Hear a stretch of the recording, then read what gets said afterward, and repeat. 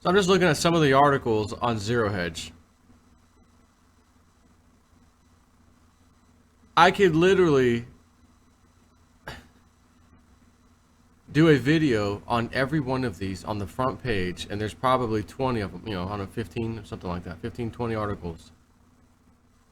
These are all interesting things happening right now. I'm just going to give you some headlines before I get into the ones I actually want to talk about, which I feel like I'm doing 2 videos, and then that's it for today. Most incredibly, okay, remember Donna Brazil?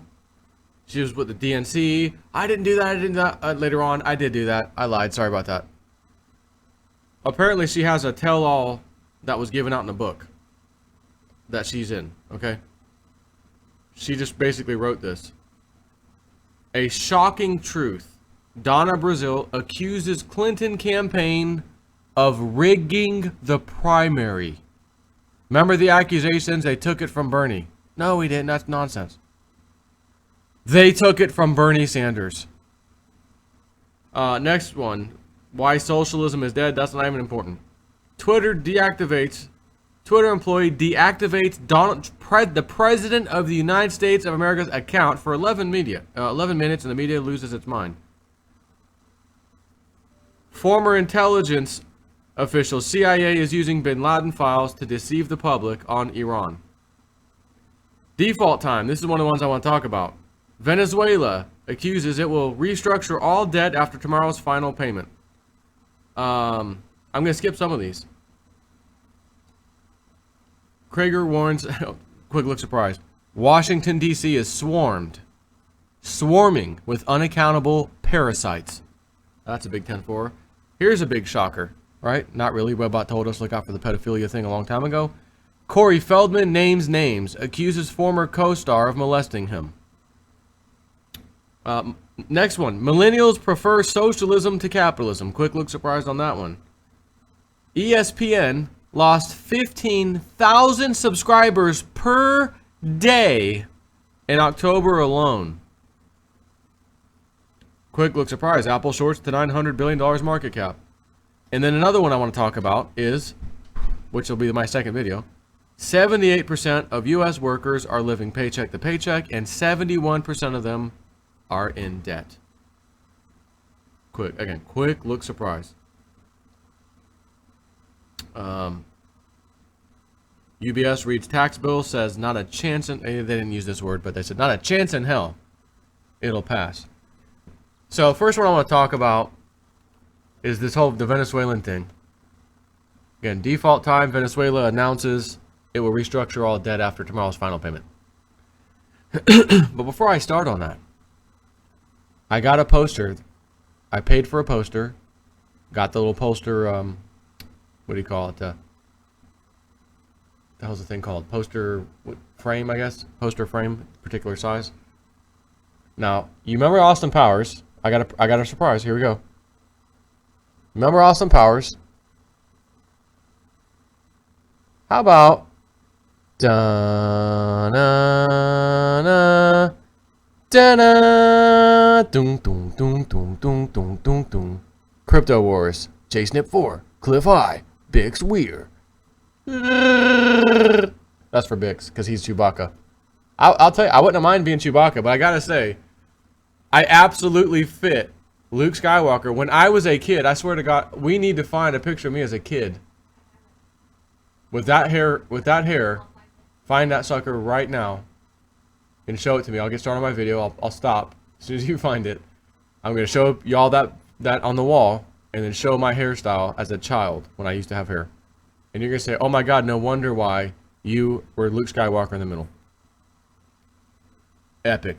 The guy who did it, I was like, can you blow this thing up? Make it bigger, poster size? Yeah, no problem. Boom. Uploaded it, sent it away, printed out, just got it today. Hung that sucker up before I did my videos because I had to show you that. There was a disturbance in the Fed. Love it. Default time. Venezuela announces it will restructure all debt after tomorrow's final payment.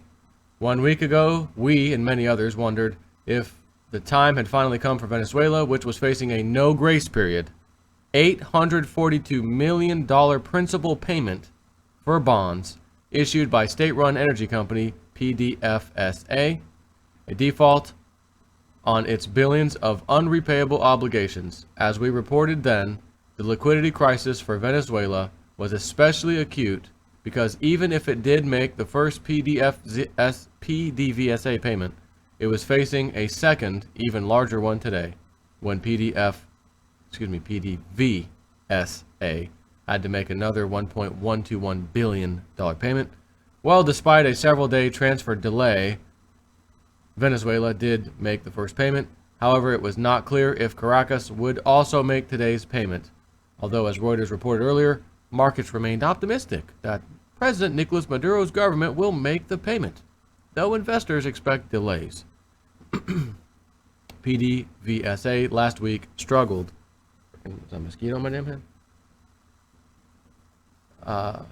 Struggled for days to deliver funds for a separate bond payment amid confusion of which banks were charged with transferring the money. It was confusion. Oh, you found it? Found the picture? All right. First, all right, here's my picture. Okay, look at that hair. Look at the hair on that jabroni. Okay, just take a look at the style, the way it looks. You know, it's not exactly brushed, I'd say, but just take a look. Okay, and then me up there on the wall, Luke Skywalker style. I'm telling you, that was perfect. And that person who made that had no idea what I looked like as a kid. Just saying. PDVSA bonds were down slightly in early trading on Thursday. Oh, that's what was in my hair. Some kind of little... I don't even know what kind of bug that was. Almost looked like a little... I can't even speculate. Some stupid little thing flying around here. Anyways, they were down slightly in early trading on Thursday, while Venezuelan bonds were mixed, according to Thomson Reuters data. However, as we previewed again last week, and as Reuters confirmed today, most economists say a default is increasingly likely in the medium term as Venezuela's collapsing socialist economic model has left the once prosperous population destitute and led to deterioration of the OPEC nation's vital oil industry. It now appears that this is indeed the case, and the long overdue Venezuela debt, which has been speculated ever since 2014, is finally nigh. Because during a nationwide TV address, Venezuela's socialist president Nicolas Maduro said the country will seek to restructure its global debt after the state-owned oil company makes the PDVSA payment due at midnight. Maduro blamed a financial blockade that is preventing the nation from rolling over its debt, according to Bloomberg. I decree a refinancing and structuring of all sovereign debt and all Venezuelan payments, he said.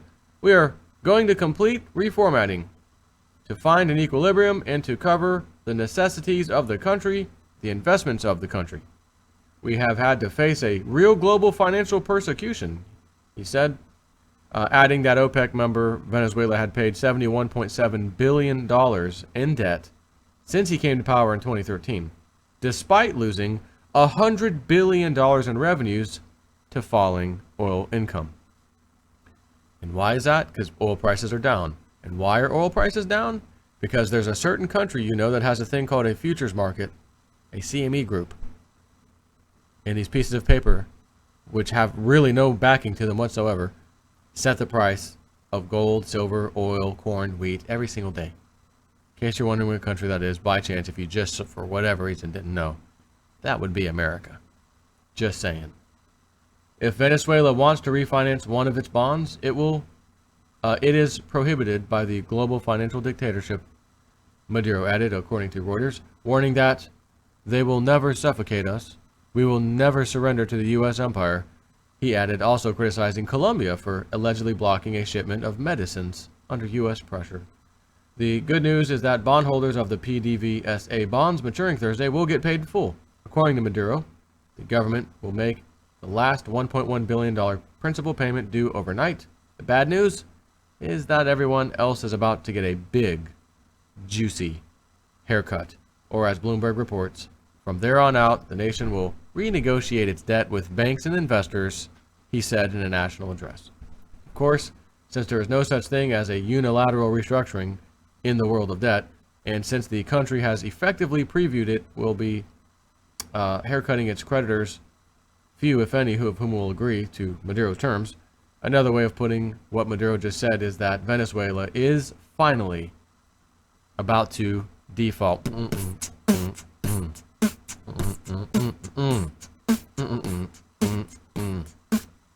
Venezuela's about to bite the dust.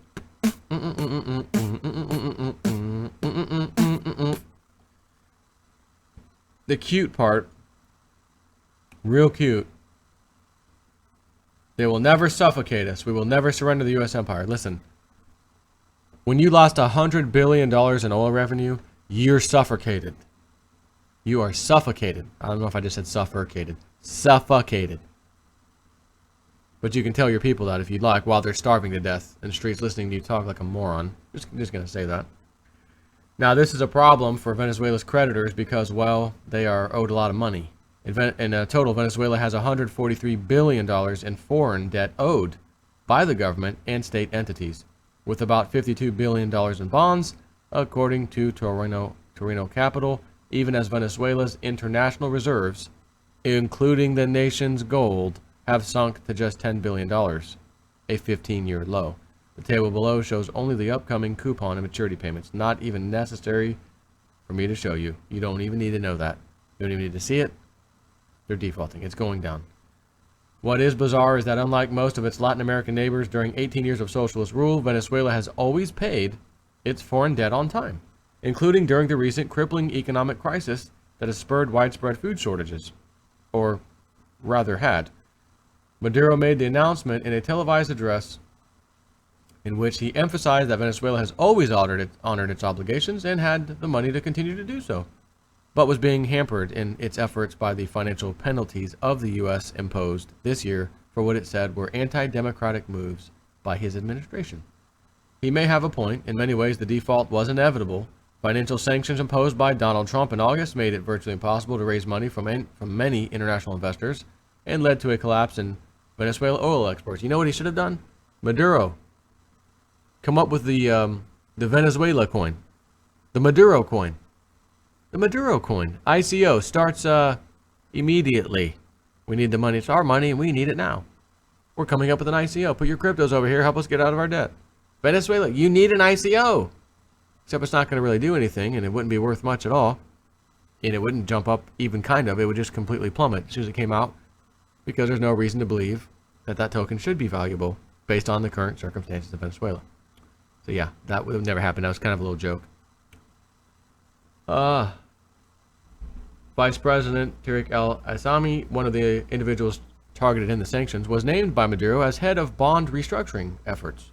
He will convene bondholders of all international debts owed by the sovereign and PDVSA. But wait, there's more. Because earlier this year, the Treasury Department alleged that the same al-Assami, who was elevated to vice president in January, protected drug lords and oversaw a network exporting thousands of kilograms of cocaine. No, I'm afraid America, or Treasury Department, you got that one wrong. The CIA is the cocaine importing agency, and we all know this. But it's nice for you to put that out in news headlines across the world to make everybody think that.